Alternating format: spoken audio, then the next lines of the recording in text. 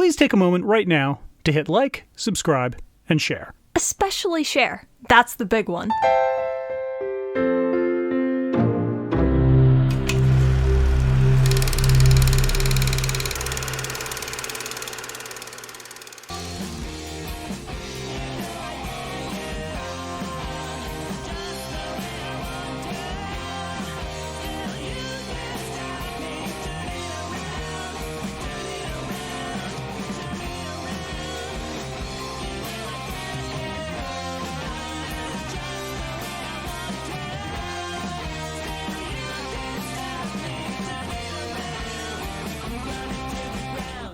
Hello, film historians. I'm Derek and I love old movies. We've got Sam the sidekick here. Hello, and welcome to episode 57. It's our second episode of October. Spooky season, FTW.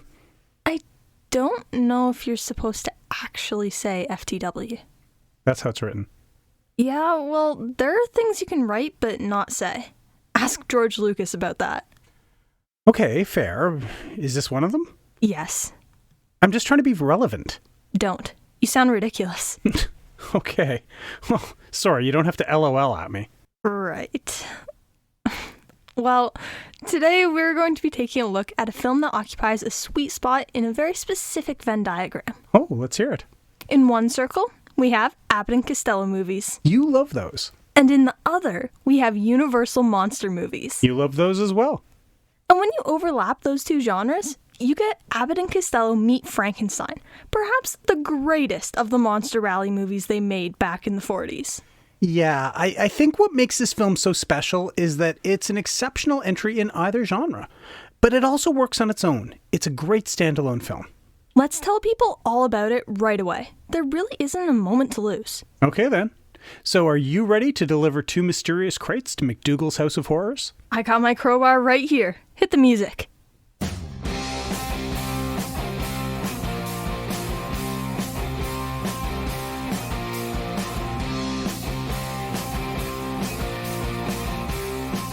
Our director is Charles Barton.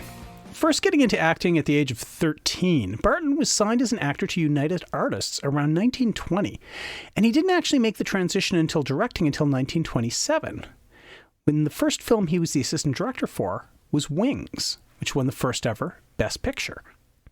His first solo directing gig was Wagon Wheels in 1934 at Paramount, and he remained there for several years, directing 4 or 5 films every year before joining Columbia Pictures in 1939. The majority of his work there consisted of B-level musicals and westerns, and he directed films such as What's Buzzin', Cousin in 1943 and Jam Session in 1944. In 1945, Barton moved to Universal, gaining a reputation as a comedy director. He directed the film widely considered Abbott and Costello's best work, Abbott and Costello Meet Frankenstein in 1948, as well as the film often called their worst, Dance With Me Henry in 1954. In the later 1950s, Barton began working on films less and less, mostly focusing on series such as The Adventures of Kingfish, Family Affair, McHale's Navy, and Dennis the Menace. Most known for his work on A Man's World and Men in Her Diary, Barton died in 1981 at the age of 79. The writer is Robert Lees. Initially working as a dancer, Lees signed as a writer with MGM Studios, where he was paired up with fellow writer Frederick Rinaldo. The first screenplay of theirs was the short film The Perfect Setup in 1936. They worked on many screenplays together through the 1930s, almost all of which were short films, such as Candid Camera Maniacs in 1937 and Double Driving in 1939. In 1939, the duo was nominated for an Academy Award for the biographical film Profit Without Honor, which was released in the same year. Lees and Rinaldo began to work on full-length films in 1940, with films such as The Invisible Woman in 1940 and Black Cat in 1941. During the 40s, the duo also wrote the screenplays for 6 Abbott and Costello films, including Hold That Ghost in 1941, and Abbott and Costello Meet Frankenstein in 1948. In the early 50s, Lee's career was, however, all but ended when he was put on the Hollywood blacklist for alleged communist activities. He did continue to submit manuscripts under pseudonyms, but that was basically it for his writing career in Hollywood. Now, Researching Lees was actually very interesting because the largest piece of information that was available about Lees surrounds the cause of his death. On June 13, 2004, a homeless man named Kevin Lee Graff broke into Lee's home, attacked him, and decapitated him. Graff then went to a neighbor's house, attacked and killed the neighbor, before stealing his car and driving away. Graff was later identified the following day outside Paramount Pictures when he was yelling at cars. He was caught and arrested and was eventually sentenced to 2 consecutive life terms in prison without the possibility of parole. Remembered for his successful, several decades-long writing career with 55 credits, Lees died in 2004 at the age of 91. At 6 feet 5 inches tall and 220 pounds, self-taught musician Glenn Strange looked more the part of a professional wrestler than a film star. But that in no way hindered him, as he racked up an impressive screen resume with over 300 credits. Frequently a bit-part character player, Strange turned up in westerns commonly, usually as the bad guy or a townsperson. Beginning with the film The Mounted Stranger in 1930, Strange worked almost exclusively in cheaply made westerns throughout the entirety of the 1930s. Sometimes billed as Pee Wee Strange, sometimes uncredited, and sometimes lending his own singing voice to the performance of another actor. But it was a chance meeting with makeup wizard Jack Pierce at the Universal Studio lot that would change the course of his career. Pierce felt that Strange's body shape and face would be perfectly suited to play the Frankenstein monster, and after a quick makeup test, his expectations were fulfilled. Strange was soon cast as the monster in House of Dracula, and again in House of Frankenstein, and was almost an automatic casting for Abbott and Costello Meet Frankenstein. He would go on to play the monster on television and in public appearances, and became so identified with the role that when all manners of Frankenstein merchandise began being produced in the 1950s, it was Strange's face as the monster that was being used. In fact, audiences became so familiar with Strange's appearance as the monster that when Boris Karloff himself died, it was a picture of Strange in monster makeup that first accompanied the published obituary. Strange transitioned to television in the 1950s, again turning up mostly in Western shows. Perhaps the closest thing he had to a major role was as Butch Cavendish on The Lone Ranger, but he was also seen in multiple episodes of The Adventures of Kit Carson, Space Patrol, The Gene Autry Show, The Cisco Kid, The Rifleman, Maverick, Gunsmoke, and the list goes on. His obligatory Elvis Presley connection is that he appeared as a prisoner in Jailhouse Rock, and he appeared frequently in Hopalong Cassidy movies, again, always in bit parts. And as a talented musician and singer, he co-wrote several television theme songs along with his partner Eddie Dean, who himself was referred to by Roy Rogers and Gene Autry as the greatest of the singing cowboys. One of the great unsung, no pun intended, bit players of the old Hollywood era, Glenn Strange, died in 1973 at the age of 74. Also starring in our film is Hungarian-born actress and model Lenore Aubert. With her exotic European accent and adopted French-sounding name, Aubert attracted the attention of producers like Samuel Goldwyn and Louis B. Mayer, who differed on whether Aubert's contract should be one with MGM the studio or more a personal services type to an individual. Playing typically mysterious and vaguely European characters, Aubert appeared in films such as They Got Me Covered and The Catman of Paris, and The Wife of Monte Cristo, and other forgettable mid-40s fare. Aubert was busy in the decade for sure, but she made few films of note, and certainly her most famous appearance is in Abbott and Costello Meet Frankenstein. She did return for the follow-up, Abbott and Costello Meet the Killer Boris Karloff, but that film is not as fondly remembered. By the 50s, she returned to Europe, returning to the US in 1959. The remainder of her life was largely spent dedicating herself to various causes, such as volunteer work for the United Nations and collecting rich husbands. A largely forgotten leading lady, with a typically short career and small film resume, Lenore Aubert died in 1993 at the age of 80.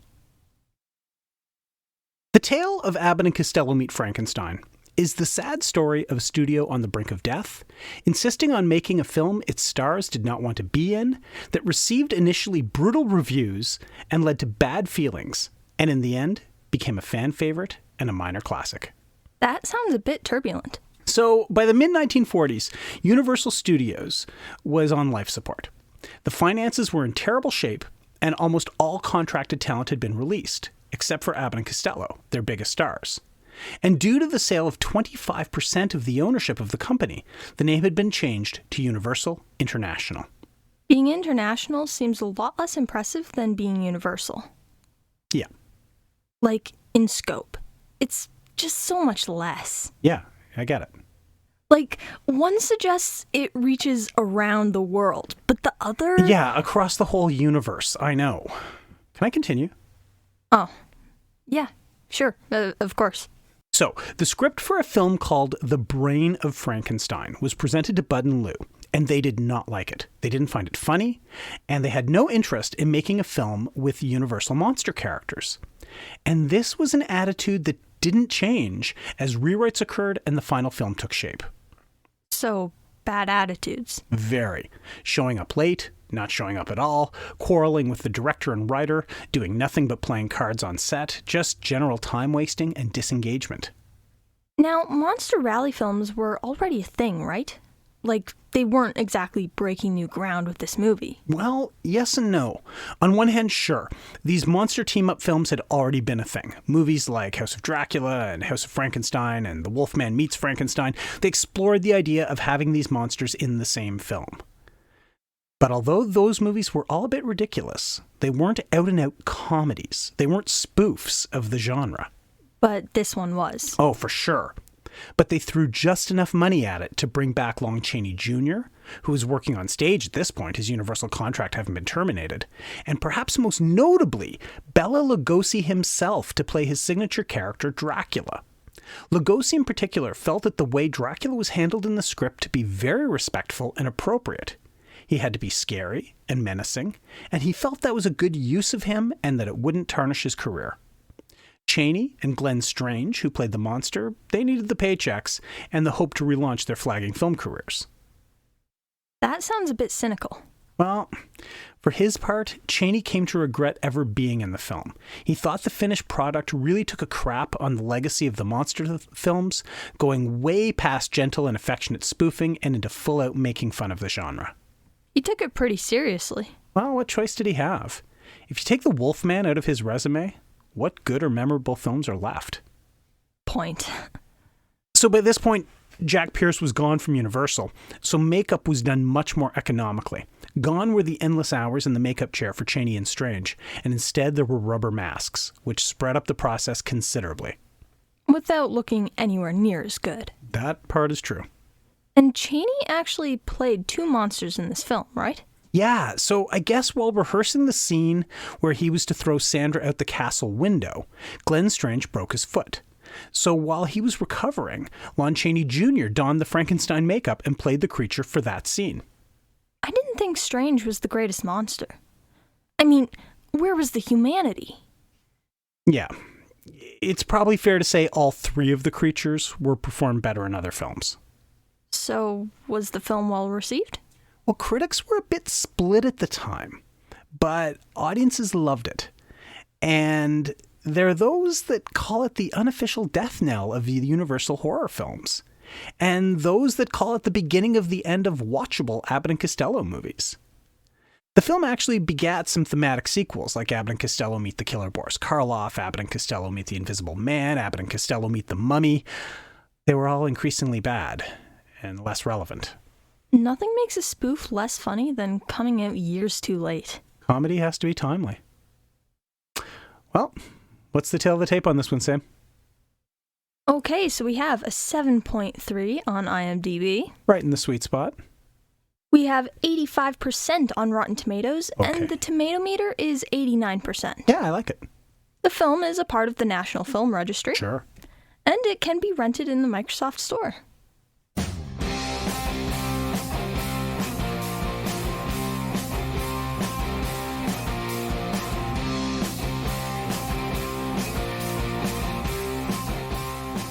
Chick and Wilbur work in a shipping station in Florida.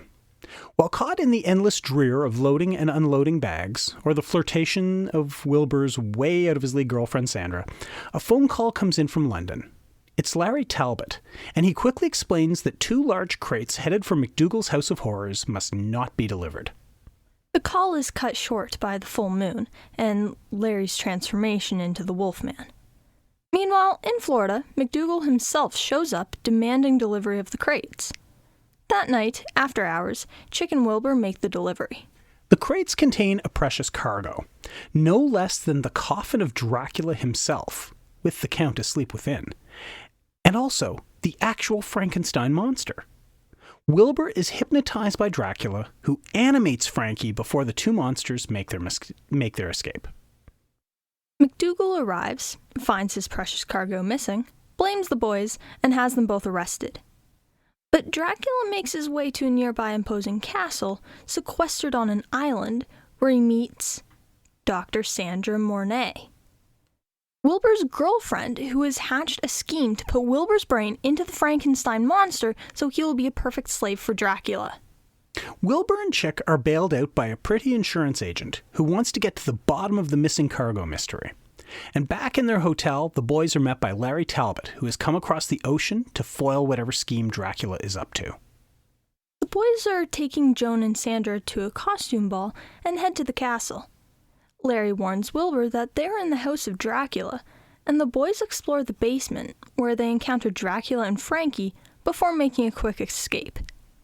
Joan has also been snooping around, and she finds that Sandra seems to possess the notebook of the original Dr. Frankenstein. Dracula introduces himself to everyone as Dr. Lejos, and the lab assistant, Professor Stevens, is very concerned about a bunch of mysterious equipment that has recently arrived. Sandra fakes having a headache to get out of the party, concerned that their cover is blown. Dracula is having none of her insolence, though, giving her not only a dose of hypnosis, but also he bites her, making her his total slave. With everyone now at the masquerade, Larry confronts Lejos, accusing him of being Dracula, which no one believes. Dracula makes a move on Joan, and Sandra attempts to bite Wilbur. And in all the confusion of Larry wolfing out and people mistaking him for Chick, Chick sees Dracula hypnotize Wilbur and take him away. Back at the castle, the monster and Wilbur are being prepared for surgery, while Chick and Larry race to the rescue. They free Wilbur, but Dracula's hypnosis calls him back to the lab. Just as surgery is about to begin, Chick and Larry arrive, and the mayhem begins. Larry transforms and attacks Dracula with single-minded intent. The monster escapes and throws Sandra out of a window to her doom. Dracula attempts to escape the Wolfman in bat form, but Larry seizes the bat, and the two tumble into the rocky water far below, as Frankie prepares to sink a small boat that Chick and Wilbur try to escape in. With the monster on the end of a pier, Stevens and Joan, now freed from Dracula's thrall, light the pier on fire, and the monster is consumed in flames. And as the boys relax in their boat, they are greeted by one last surprise: the disembodied voice of the Invisible Man. The end. You know, this movie holds a very special place in my heart. As well it should. Shall we pro and con? We shall. Say the words. So as always, we don't actually review films on this show. There are no stars, there are no thumbs. We just talk about a few things we liked. And some we didn't. And decide whether or not you should give this one a watch. Take it away. My pros. Number 1, the balance of tone. This film is challenged with blending the atmosphere of the great Universal horror films with the zany tomfoolery of Abbott and Costello movies. And while on the surface it seems this could never work, it does. We have the gloomy, detailed, expansive, spooky sets, castles and dungeons and labs. We have the slow-moving menace of Frankenstein's monster, the hypnotic intensity of Dracula's eyes, and the room-destroying madness of the Wolfman, all held together by the non-stop quipping, wordplay, panicking, and carrying on of Bud and Lou. This film could be ridiculous in all the wrong ways. But it's not. It's perfect. It's ridiculous in all the right ways. It's respectful of the original horror monsters while never forgetting it's a comedy film. This is Scary Movie, before Scary Movie. But instead of it having facsimiles of the things it's spoofing, they had the real deals. It's incredible they made this film. Number 2, the briskness of pace. 5 minutes into this movie, you've had Larry Talbot transform into the Wolfman, Bud and Lou cracking wise and doing bits, and both Frankenstein and Dracula have been name-dropped. This film does not waste a single moment when it comes to serving a big helping of the good stuff.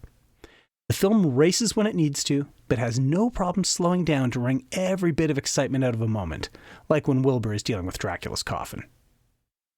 Number 3. Let's not beat around the bush 1 second longer. We have Bela frigging Lugosi as Dracula in this film. Lugosi, as you know, only ever played Dracula on screen twice in his career, in 1931 and in 1948. And Lugosi, of course, to me, at least, is Dracula. And while his performance is hammy and hackneyed and a little more comedic than horrific, none of that matters. It's Dracula, the true Dracula, in one of the only 2 films he appears in. Number 4, we get some horror movie level endings to the monsters. The Wolfman grabbing Dracula in bat form and leaping off a cliff into the rocky water below, and the Frankenstein monster consumed in flames. That's the sort of mayhem we look for, and it more than makes up for the lunacy of Dracula throwing vases and lamps and chairs at the Wolfman during their fight, and Frankie being unable to hit the rowboat with barrels from 5 feet away. My cons. Number 1, Lon Chaney Jr.'s Larry Talbot is a critical character in the Universal horror mythos, and in this film he plays a very important role, providing exposition and acting a little bit of the hero. The problem is Chaney Jr. is not a very good actor. His physical work is very limited, and his line delivery is weaker still. And while it lends an air of authenticity, having the Wolfman himself provide the exposition, it puts an important responsibility in the hands of an actor who really isn't that up for it. Number 2, the Invisible Man cameo at the end. Not that it wasn't a fun twist, because it was. Not because it didn't go anywhere, because it did in Abbott and Costello Meet the Invisible Man, but because the voice is done by Vincent Price and not Claude Rains. I get it. Price has his fans. I'm not one, as it happens. But the original Universal Invisible Man was Claude Rains, and he's the one that should have done the voice cameo and no one else. And my mind cannot be changed on this. So, you have one of the greatest on-screen comedy duos of all time, in a film with some of the most iconic movie monsters that have ever existed, 2 of whom are played by their signature actors. On paper, this film is a winner. In practice, it's just as rewarding. Is it Abbott and Costello's funniest film? No. Is it the best Universal horror film? No. But is it the best of both worlds? A proto-comedy horror that brings some of the best that both genres had to offer? Yeah. This film is chocolate and peanut butter, 2 amazing tastes that taste amazing together. If you've never seen it, you should. And there's no better time than now. Of course, I'm giving this one a watch recommendation. You're up. Okay, so my pros. 1. The intro. It doesn't seem like a big deal or anything, but I've always liked this part of the film. The cartoon with the little skeletons and the Wolfman and Frankenstein, it was so awesome. They were so adorable and cute. It was just a nice, fun, and lighthearted way to start the film. Instead of the intro being sort of dull and boring like it can be in some films, this was fairly quick, had interesting music playing behind it, and was super funny to watch. 2. The scene where they unload the coffins at McDougal's House of Horrors. Like, come on, Wilbur's just trying to do his thing and read the legend of Dracula, while Dracula keeps trying to pop out of his coffin. Him calling out for Chick gets funnier every time it happens, I swear. Not to mention when Wilbur and Chick are both there and Dracula's creeping around behind them. Absolutely hilarious. I mean, how oblivious can they be? Everything about this scene is so funny and entertaining. What could ever be better than this scene? Nothing. That's what. It's a classic and a masterpiece. 3. When the monsters are defeated. They all had really good ends. The Wolfman totally went out as a great guy, dragging Dracula out the window with him and down into the ocean. Heroic and super cool. Frankenstein's monster was fighting till the very end, crashing through the burning dock and into the water below. Also, super cool, and showed that he was not easy to take down. There were no off-screen or pointless deaths, and I really appreciated that. Now my cons. 1. The Wolfman. I wanted more of him. Not only was he played by Lon Chaney Jr., which was really cool, but he was also just a really interesting character. He was so sad about the whole being the Wolfman thing, and felt really guilty, but he didn't hesitate at all when it came to helping Wilbur and Chick defeat Dracula. It felt like he showed up in the beginning of the film, wasn't around a ton in the middle, and then was there at the end. I would have appreciated a stronger presence from him, not just talking over the phone to Wilbur, but in person throughout the entire film. 2. The insurance investigator, Joan. I seriously felt like she was out of place in the film. Now, Joan did do some important stuff and had some funny moments, I guess. But was it necessary? Sandra was literally working with Dracula to take Wilbur's brain and revive Frankenstein's monster, yet she was scared about an insurance investigator? Really? I feel like that should have been the least of her concerns. If they just used Dracula's hypnosis on her from the get-go, they never would have had to worry about her ever again. It would have been so much simpler. Plus, once she's inevitably kidnapped by Dracula, she isn't really relevant ever again, aside from when she gets saved by Professor Stevens. Which, by the way, Stevens totally could have lit that dock on fire without Joan's help. I just don't feel as though Joan was quite as important or necessary in the film as they made her seem. And that's all the cons that I have. I've said it before, I'll say it again. I love Abbott and Costello movies. They are always so amazing. The perfect dose of a little bit of seriousness, a ton of great comedy, and in this case, a healthy dose of movie monsters. It has everything you could possibly want and more. I think this was one of the first monster movies I ever saw, but I know that I fell in love with it on the spot. This is probably one of the films that actually led to me loving movies, and specifically old movies, as much as I do now. I'm a huge fan of this film, and it will always be one of my favorites. So yes, obviously I'm going to say watch this movie. Then, once you're finished, go watch it again for good measure. Okay. Well, there you have it. We come to the end of another episode, and probably to no one's surprise, it's a double watch recommendation for Abbott and Costello Meet Frankenstein. Have you seen this one? If you haven't, go do that now, and get back to us. We would really like to hear what you think about this one. It's about as much fun as you can have, and I laugh every time I watch it. I'm just really happy this is a movie that exists. Totally. And it's a good one to revisit on Halloween week. But now we move into November, and we're going to look at war movies again, right? We are. And we're going to go a bit off script for this, reaching into the 1960s, for a pair of films that are comfortably in my list of favorites, and I know you hold them in pretty high regard as well. Say it. Just say it! So, in 2 weeks, we will be watching and discussing The Great Escape, starring, well, everyone. Yes! And 2 weeks after that, The Dirty Dozen. Oh, you are too good to me. So those will be a blast to look at. One of these days, though, we will get to The Devil's Brigade, I promise. William Holden, Claude Akins, and Richard Jackal? Yes, please. But first things first, we do have some big movies ahead, so we'll look forward to being back in your ears then. But until then, be sure to watch more movies. And spread the word about our podcast. We're not a secret. You don't have to keep us all to yourselves. So tell your friends. Tell your enemies. You never know. They might like all their classic monsters in one film as much as you do. Maybe even more. For Sam the Sidekick, I'm Derek, and I love old movies.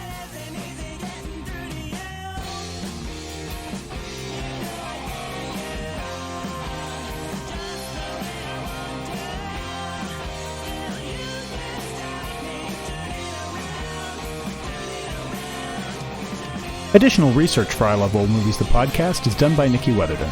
Audio clips come from freefx.co.uk. Images are used through the provisions of fair use, and our theme song, Burning Bridges, is by The Crocs.